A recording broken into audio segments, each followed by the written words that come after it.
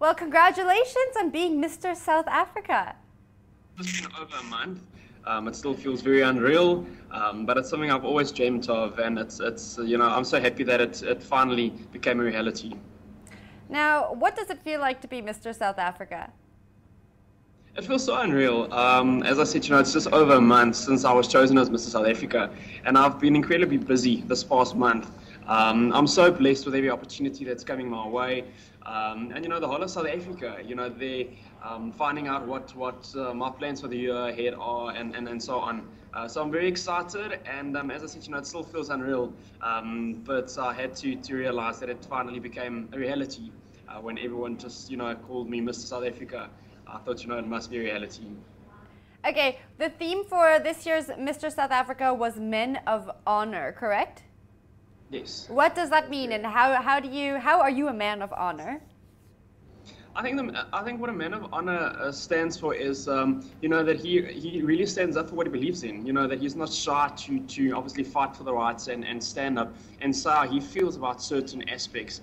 We did highlight a few characteristics throughout our journey, what we believe the Men of Honor represents. We had a 100-day Men of Honor challenge where we had to do different challenges for 100 days every morning, where we also then, said what the Men of Honor is about and what a Man of Honor stands for.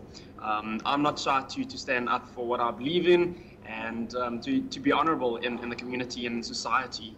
And I believe that's how I am a man of honor. Now, tell me about this competition. It was actually 12 months of activities. Is that correct? It is correct. Mr. South Africa is not just about the final night, not just about good looks. It's really about so much more. It has been a 12-month journey where we started our journey in January 2014. We started with over 100 entries. We were narrowed down to 50, then to 25, and then the top 12. The final top 12 competed at the final event of Mr. South Africa on the 28th of January. But the whole process was about community involvement and really making a difference in society.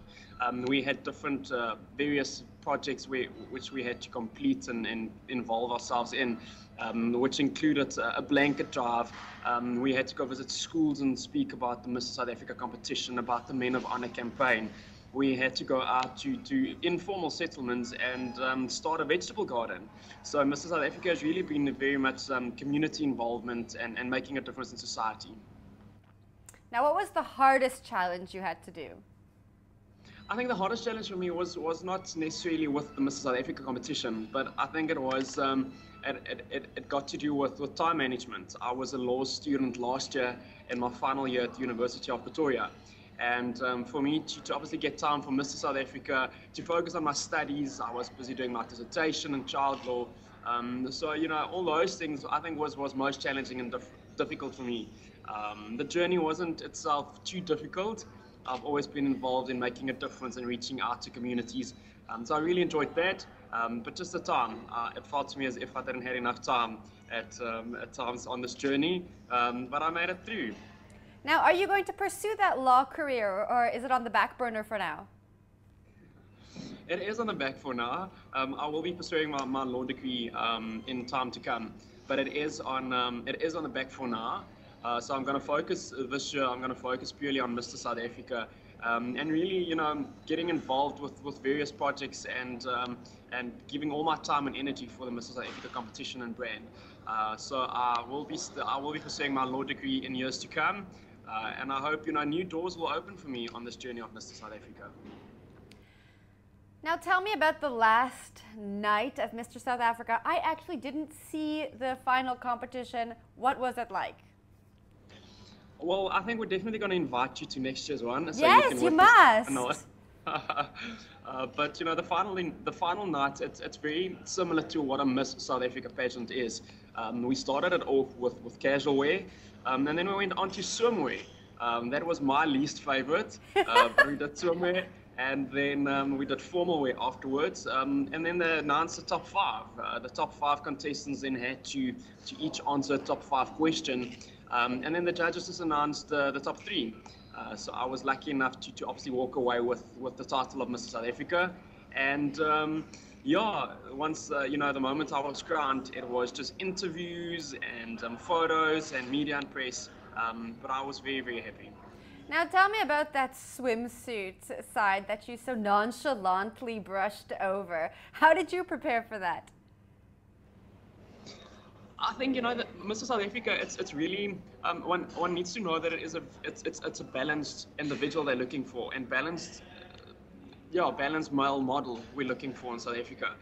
So one had to obviously prepare yourself physically, mentally.